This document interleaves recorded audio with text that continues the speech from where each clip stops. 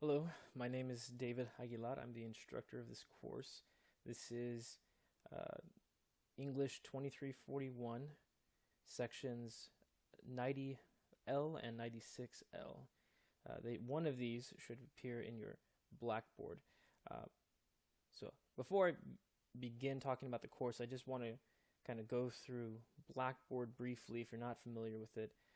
I am doing something kind of unique that your instructors may or may not have done before. If you are in either 96L or 90L, and you should be, uh, you'll notice that both of these classes are actually merged. When I upload content, none of it goes to 96L. It's a child course of 90L.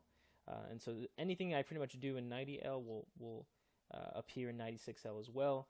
This also means that any activities, for instance, discussion board, which we'll be doing a lot of, and I'll talk about that later, that will all appear with all, from what I understand, 80 students at once.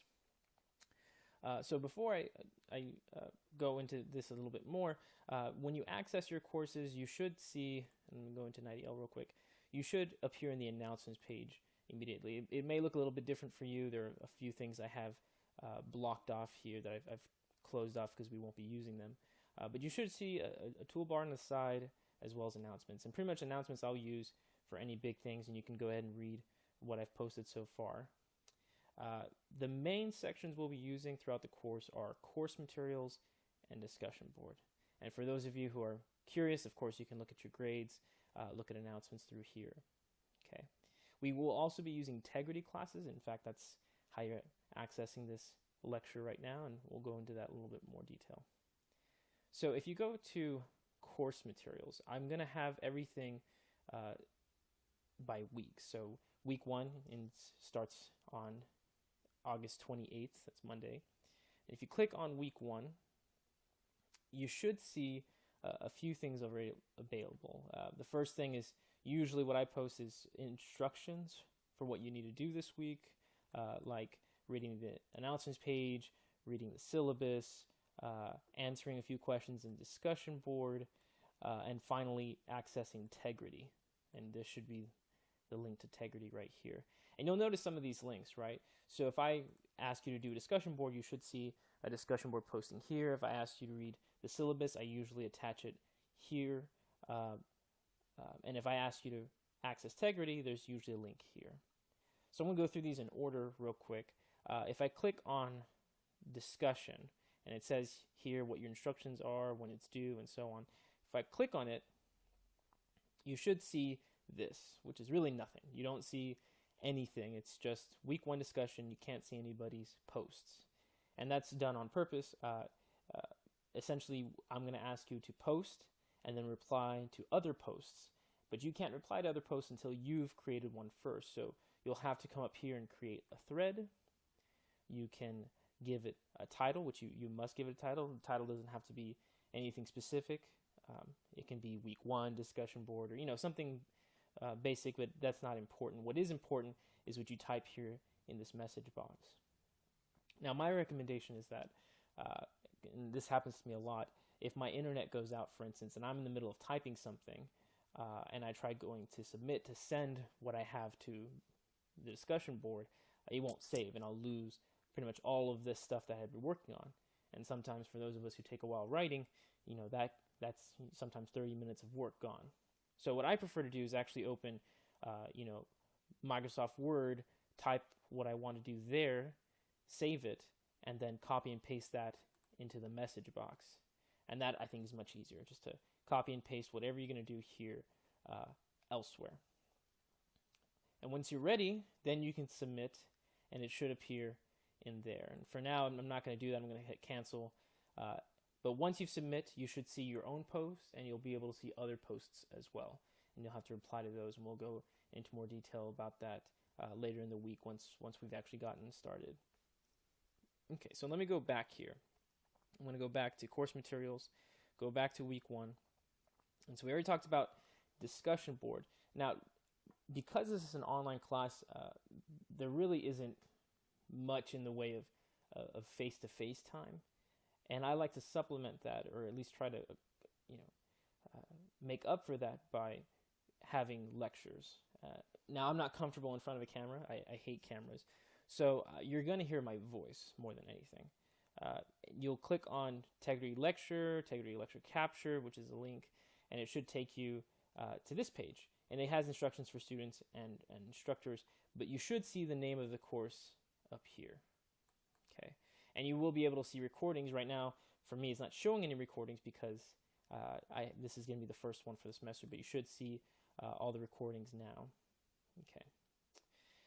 All right, so let's talk about the syllabus. Now we can actually go into the course. The syllabus you can find here on the left-hand side underneath the Start Here button, and there is the syllabus attached. So you can click on that, and it should open in your downloads. Fortunately for me, I already have it downloaded here, so I'm going to go ahead and open that now. And so this is the syllabus.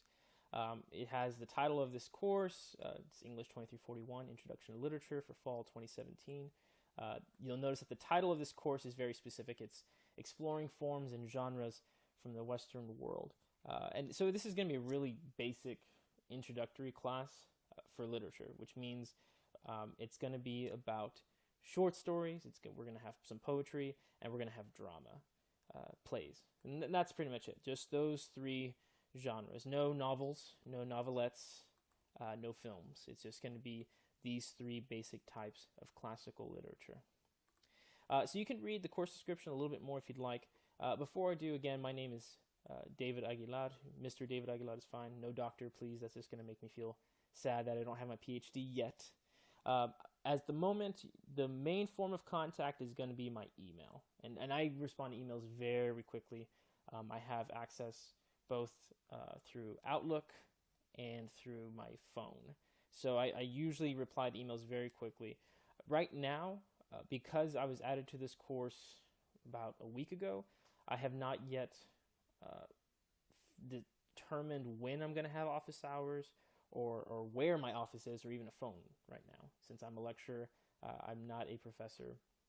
I don't have an office just yet. And I should have one in Edinburgh, as I understand it. But when I do, I'll let everyone know. I'll have an announcement on Blackboard, and of course I'll update the syllabus so that it should have all the information up there. I also will say I'll be available online, and by that what I can do is open up either Blackboard IM or Blackboard Collaborate, which are two apps within Blackboard that allow me to chat live with people. So that might be an option too. I haven't really decided how I want to go about doing that, but I think for now, and again, the tried and true way of getting to me is my email. Okay. So about this course, there is some required materials. You need to have this book. It's Literature, a Portable Anthology, 4th edition by Gardner and a few other people. It's pretty easy. It should be a green cover. And if you're not sure, of course, you can just email me. It's a pretty, it's a decent-sized book. But besides that, you're also going to need a computer, a laptop, or with access to the internet. It's an online class. I'd be a little bit surprised if you enrolled in this class without having access to the internet, regular access. And of course, you will need, because this is a literature course, we're going to be doing citations with MLA. So you need to have the MLA handbook, and I think we're on the 8th edition by now. If you're not sure, you can always visit the Purdue OWL page or visit the Writing Center, either online or in person. If you're not from the area, then the online, of course, is an option. And they do have Skype tutoring sessions as well as asynchronous sessions, meaning you send them a document and they send you the document back with feedback. So the documents you will be working on this semester are actually three really basic ones. It's just these three guys right here. It's one essay that's a literary analysis on short stories, an analysis on poetry, and an analysis of drama. It's very basic, and they're evenly distributed, 20% each. That's 60% of your grade, right there. Now, if you do all three of these, and you have an A+ on all of them, that means you have a 60 in the class. So if you don't do any discussion board, which is the post I was talking about at the beginning of this lecture, if you don't do any of those, you will pass with a D. A 60 is a D. But usually you need to have a C to continue and to actually get credit for this course. Plus, it would destroy your GPA if you decided to end it there. So really, the grade distribution I've set up is done in such a way that you have to participate in all 4 types of grade breakdowns. So a huge chunk, really a majority of the class is going to be in discussion board. And that's actually a fairly easy thing to do. And we're going to have 80 students enrolled in the Intro to Lit class. And so you're going to have an opportunity to talk to a lot of people, people who normally wouldn't have been in your class, but that are merged now. And so the way discussion board works is that you really do need to actually discuss things. And I'll have questions, guiding questions in the instructions for a discussion board, but you're going to usually have to go further than that. So when you respond to other people, you have to go further than just saying like, oh, well, I like that idea, or that's a good point. No, you have to discuss, not just make positive and inane remarks about what they posted. And we'll talk a little bit more about that probably in week 2 when we really get into the readings and start talking more seriously about the content. Now, if you do not have the book yet, the required textbook, the good news is that many, if not all, I think, of the texts that we will be reading are usually available through PDF online for free. One of the stories I know for a fact we're going to read is A Good Man is Hard to Find by Flannery O'Connor. That is really easy to find. I found one immediately. In fact, I don't even have the textbook yet. It's supposed to be, I'm supposed to pick it up tomorrow. But I did see the content, so I know what's in the book. And one of my colleagues showed me the contents, and I picked and selected texts that I thought would be appropriate for this course. So some of the texts should be, if not, again, I'm pretty sure all of them should be available online. If for whatever reason one is not, then it's all that much more important that you have the book. And even if you can find all of the texts that we're going to be reading online, I would still encourage getting the book. If for no other reason, then there is actually very great questions inside the book.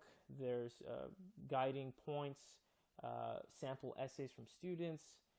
There are other texts in there that we won't have a chance to read, but I think are still fantastic.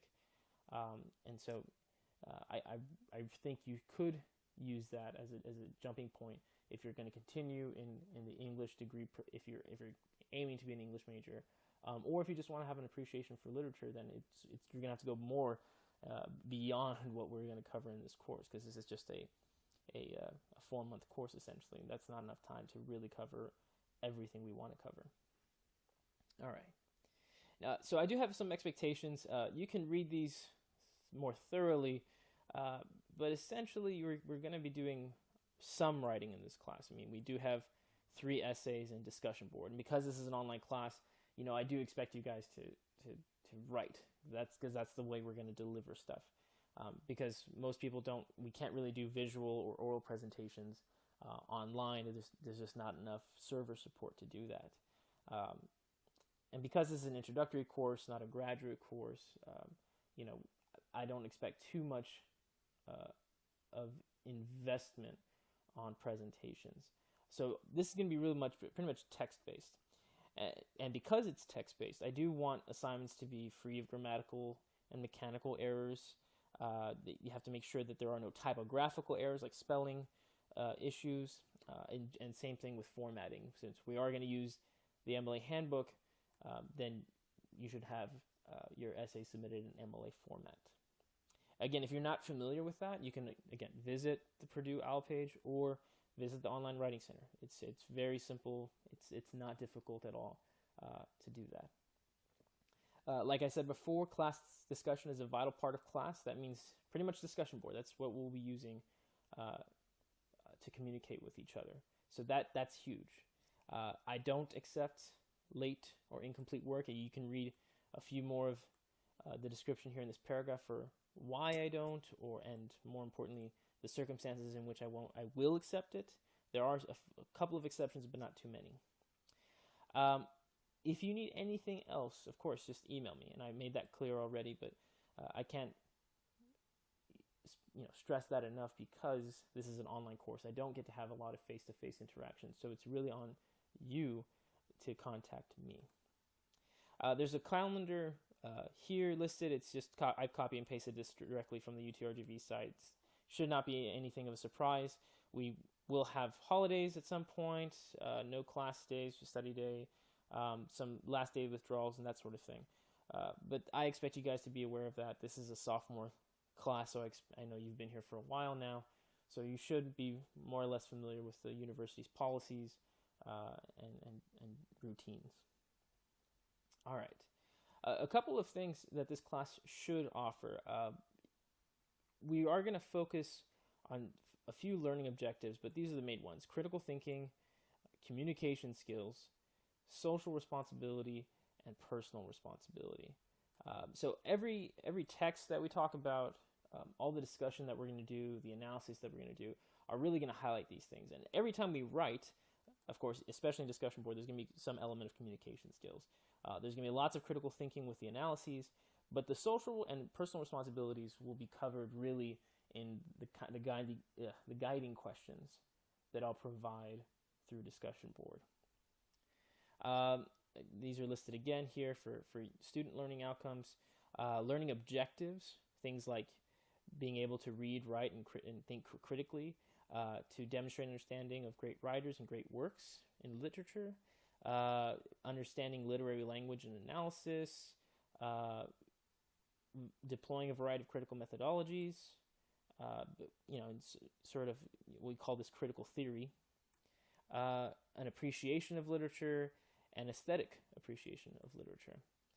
Lastly, just some university policies like student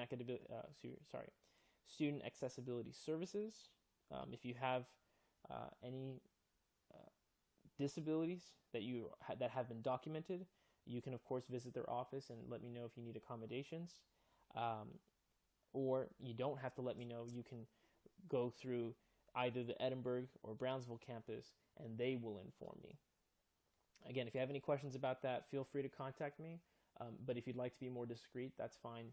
Just go ahead and talk to SAS. There is an evaluation period for fall 2017 between November 15th and December 6th. That's when you'll do your evaluations of me, and we'll talk more about that later in the semester, but just got to keep that in mind. And lastly, just a disclaimer about sexual harassment, discrimination, and violence. Actually, this is quite important, especially because we're online. If you go to the syllabus page, you'll notice if you scroll down to the bottom, there's the policies are listed here, some student support services, but there's also netiquette guidelines, and I left these up here. But basically, that you should be courteous, be a good classmate, be professional. That means, of course, no profanity aimed at other people. I know some students are like to use profanity in their language. People say BS all the time. And of course, some of the literature we're going to be reading has profanity in it. And that's to be expected because some great literature requires use of that kind of language. But when it's aimed at someone, that becomes a problem, and you're no longer being professional or a good classmate. So some things you should try to be aware of. Try to avoid slang, sarcasm, or emotionally charged writing, especially if it's aimed at someone. If you have offensive language, and I think we can all understand some things, how offensive things can be, especially in this politically correct society.